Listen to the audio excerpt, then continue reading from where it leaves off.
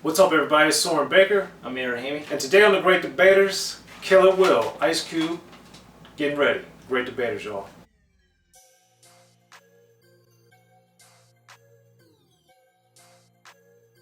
So yeah, everybody, thank you for watching The Great Debaters. Make sure to like, subscribe, and share. Just hit that button. It's free, as y'all know, so we can keep bringing you guys these great things on both Unique Access Entertainment and Rappin And Snackin, because today's going to be a good one, y'all. We got the top 3 cuts on Ice Cube's Kill It Will, his first and only EP, came out in 1990, and it's only 7 songs, so there's not a lot to choose from for the top 3, but we wanted to do it because Kill It Will, everybody really talks about the 2 projects around it, America's Most Wanted and Death Certificate, and they often skip this, which is a travesty because there's so much amazing material, even though it's only 7 songs. So Amir, we know Ice Cube's your favorite. We know you think Death Certificate's the best rap album of all time. So when you got to Kill It Will, what were your thoughts? I was excited that we got a little bridge. And Kill It Will, in my opinion, is the best EP of all time. I'll get to that towards the end of the video. I'll explain why, because I want to get into my picks first. But this is just such an excellent EP, 7 songs. In my opinion, I think there's 3 clear best songs, and I'm just going to use this video as just a reason to talk about the brilliance of those 3. Although I like every track on this, I just think there's just 3 clear standouts, just me. So it was not hard for me to pick my 3, as it usually is a little tougher for me to pick an other. Well, there's only videos. 7. So. I know, big help there. However, I'm gonna go off with my first pick, and that will be Jackin' for Beats. Just phenomenal, and I actually want to pick Soren's brain. I'm assuming this is one of his picks. We haven't talked about this EP too much, so I don't know. I'm just gonna assume. So. This song is the first time I had heard someone taking so many samples from other rappers. Obviously, I'm not talking about other artists, because that's been done plenty of times prior to this. I've personally never heard this early on a rapper or rap group take on so many samples from their peers, whether from the East, the West, and Ice Cube's doing it all, whether it's EPMD, Digital Underground, Public Enemy, you name it, he's sampling on this song, and it's brilliant, and it's all super smooth, and shout out to Chili Chill, who Ice Cube shouts out on the song, shout out to Sir Jinx, just incredible production, the segues, and also the intro, where he took it from like a TV show or something, I forget what it was, but I remember stumbling upon it on Instagram. Someone had sent it to me a few years back, and I was like, that's what this is from? Look it up. I mean, you can definitely find it on YouTube, but that was very interesting how they chose that for the intro, and just like, give me that beat, fool, it's a full-time Jack move. It's just like, the way he chose the D-Nice first, and just that beat, and all these beats are just incredible, right? Like, these are just bangers of beats. So just the execution, and then he's got the jab at NWA at the end. I mean, just this song is fantastically good, and I believe it's like 3 minutes-ish or before 3-minute mark. So to cover 7 or 8 beats or whatever it was in that time frame was exceptional. And I also wanted to pick your brain if that's really been done before or to that level. Yeah, not to this level, because we had seen artists, of course, we just did a couple weeks ago the Compton's Most Wanted, It's a Compton thing, where they're scratching NWA, and they may have taken bits and pieces from other things, and then EPMD, of course, at this point had sampled themselves a lot and would scratch themselves saying stuff. But like you said, I don't recall, other than maybe Fear of a Black Planet, on some of the interludes where they would take a lot of stuff, but it'd be much shorter snippets, and it might be a blend of things, like a radio show, somebody saying something on TV, then a music thing, or even Radio by Eazy-E, of course. But not off of rap songs, not off of current rap songs, and not off of classic rap songs that we had gotten in this way. And I just remember this is one of those songs, and I don't know if it's because I was a kid, or I don't know if it's because it just gave me a different feeling, But this is one of those songs where I remember when I first heard it, I was so excited. And I felt like, oh my God, this is like a whole different thing. You know, Chili Chill and Sir Jinx brought it home on the production side. Cube was like changing and adapting to the beats. The video was wild. It just like the whole thing about it was just, this is exciting. And it also showed a different lane for Cube because of what he had done with what was on the NWA and the Posse record, what was on Straight Outta Compton, what was on Easy Does It, and America's Most Wanted, to where we see him kind of just rapping and boasting a little bit more like we got on, say, the grand finale, for instance. So it was just, it's just amazing, and it's making me smile right now, man. It's just amazing. And to pay homage, of course, to the East Coast by using all these beats showed, regardless of whatever tension was starting to really escalate at this point, that sonically, musically, and everything, that it was clear that Cube and his camp, just like Ruthless in their camp, had always looked up to, idolized, appreciated, promoted, and were happy that they had the East Coast music, and we see that throughout this song. So it's a masterful piece. We're looking to get Chili Chill on Unique Access. That's going to be coming soon, and we're excited about that. But anyway, that's my pick. What's number 2 for you, Amir?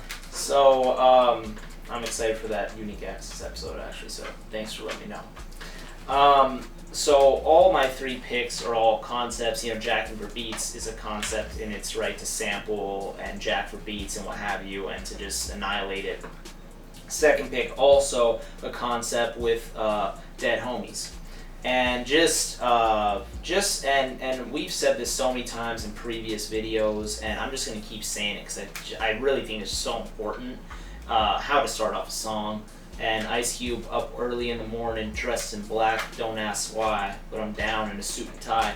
You know, just that, it's just, you know, and it just truly sets the whole tempo, mood of the song, everything. If the instrumental also does just an exceptional job of that, of setting it up.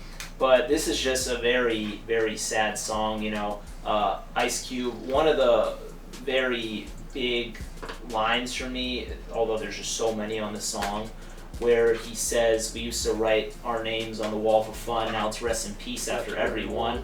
That's really sad. You know, me growing up where I grew up and with my friends, you know, thankfully none of them have passed away, none of them have been killed or even just died for that matter. So I can't imagine, you know, losing 1, 2, 3, 4, 5 friends or relatives or family members or whatever. You know, so it's very eye-opening too. You know, was it bad luck or is it just a product of the environment that he grew up in where so many of his friends and people he knows are passing away? So that's number 1, you know, that. And then you get other stuff where he's saying, how strong can you be when you see your pops crying? You know, that's very sad. And then he also has very eye-opening lyrics where he says, is this the only time black folks get to ride in a limo? And then he's saying, you know, he's mad, but he needs to pay his respects. And then just so many eye-opening lines where he even says nobody knows when their family's on the front row. There's just so many parts of this song that are just so incredible. And Ice Cube, he's really not doing anything really over the top. He's just saying it. And just the way he's crafting his words together, the way his voice is over the instrumental, and just everything he's doing, it's just very simple, but the story is so powerful. And this has to be one of the strongest songs in his catalog. And just Dead Homies, the instrumental, the chorus, it's brilliant, man. I mean, I'm glad you said it's one of the best songs in his catalog, because to me, it's definitely one of the supreme songs of Ice Cube, and I think it's one of the, again, this project doesn't get enough attention in my opinion, but I think it's one of the best examples of Cube showing the other side of the game. The, you know, people want to glamorize or promote the gangster lifestyle, and Cube shows, like Ice-T did, like Schoolie D did, you know, Cube is one of the best at showing you the downfalls of being in this environment, being in the lifestyle, and even the innocent people that are the, you know, the collateral damage, unfortunately, and it's a masterpiece. I think, like Who's the Mac, it showed Cube flowing in a different way, which I really appreciated. The music is very somber and very slow, so it's not a song, not that I thought about this when I was a kid, but it's one of those songs that I appreciated because it wasn't one that was like, oh, this is going to be a radio hit, or oh, this is going to be this type of song. Like, no, this is just a great song, very powerful and very sad, but he made it for whatever reasons, even though I've talked to him about it. My point is, he made it in the sense of just making a great song and delivering a powerful message, which he did, and I think is astonishing. And it's such a powerful song and such a sad song, and that's why my book, The History of Gangster Rap, Cube's got to be on the cover because he's one of the premier artists of all time in all of rap. And this song on this EP in particular, because there's remixes and stuff, but this song of the new, original, totally new material is just phenomenal, and I think shows that Cube is one of the all-time great, elite, best artists that we've ever seen. So, well, you broke that one down very well too. And the last song that I want to pick is another concept, which would be The Product. And this one is just another just genius song, and then he says, I'm coming at you with another bomb, so you would assume that it would be like a sequel to The Bomb off of, the last track off America's Most Wanted. But anyways, he's talking about basically being born, and then him having a child being born, and then, Ice Cube's a product, and his child's a product, and blah, blah, whatever. And Ice Cube ends up in prison. But just the way that this song starts off, and he says, I started off white with a tail, but at the finish line, young black male. I thought that was very clever, how he's basically starting off like in a prison and then ending in a prison. I thought that was... And sperm. White with a tail. White with a tail, no, exactly. And then, he was locked up with 3 or 4 or whatever, and then he turns to an embryo, etc. But I think it's very clever how he starts off the song, as a sperm, and then he concludes it in prison, but he's also having another kid, and he's basically saying, I was put here because I didn't learn your grammar, and then he also samples the great LL Cool J, very underrated song, Illegal Search, with Sitting in the Mess Hall Saying My Grace. But anyways, just this song is just so clever. And then on top of that, I also like how he says, and it's also sad, but he also says, I wish Pop left me off on the mattress, and then he's saying, I could just go off the bunk, but that's going out like a punk. So he's basically kind of laying out his options of how to live life as a young black male, and how he also brought his kid into the system too. But it's just...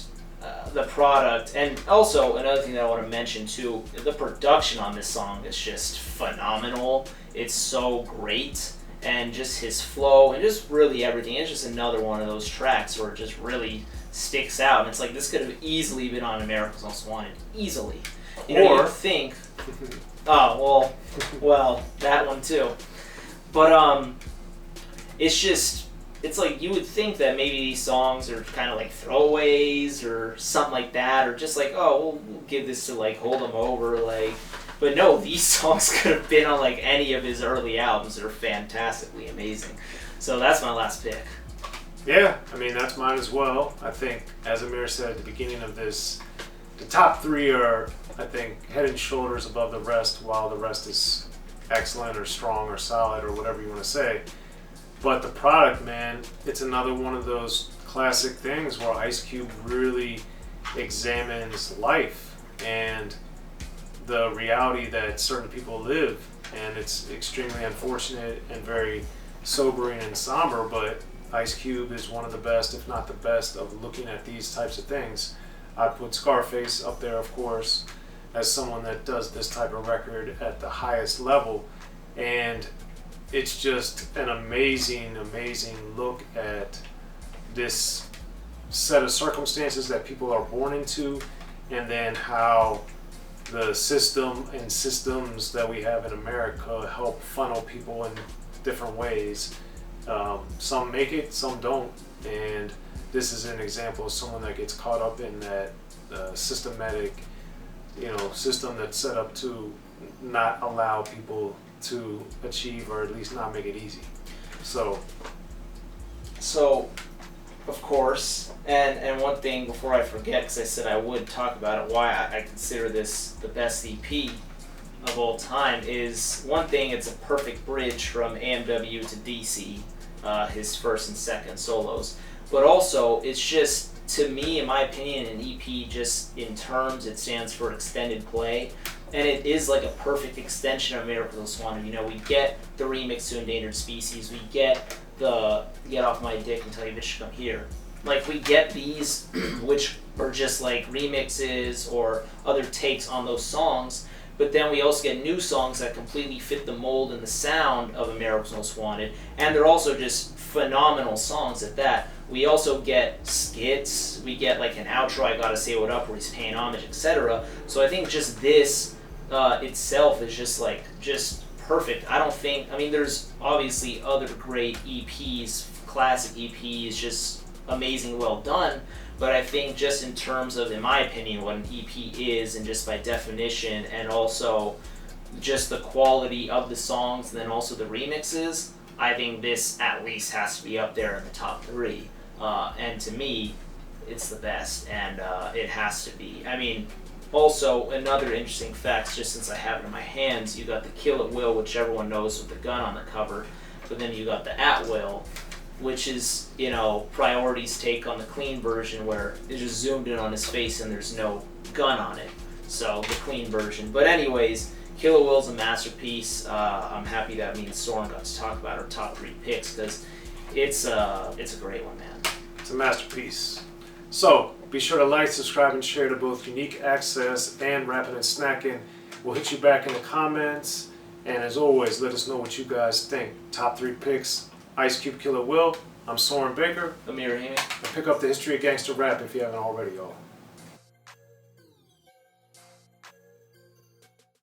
Be sure to check out the History of Gangster Rap by Soren Baker. He's official. History of Gangster Rap features exclusive interviews with Ice-T, Snoop Dogg, MC Ren, the DOC, and dozens of others. The History of Gangster Rap, a definitive look at how Los Angeles changed rap forever. In Los Angeles, the streets definitely set the tone of the hip-hop music. At 19, I got a $50,000 car. My whole angle always was, I'll be street, but I will always tell you the horrors that go along with this life. There will be penalties and casualties for just wearing the wrong color in somebody's neighborhood. And once gangster rap made it from the streets to the TV, the genre exploded. With Fab 5 on Yo MTV Raps with NWA. Yo MTV, it just catapulted us from being local heroes to national gangbang rappers. The History of Gangster Rap discusses it all from 1980 up till today. There's always gonna be shit happening in the streets. You know what I mean? So it's always gonna be something to talk about. The History of Gangster Rap in stores now.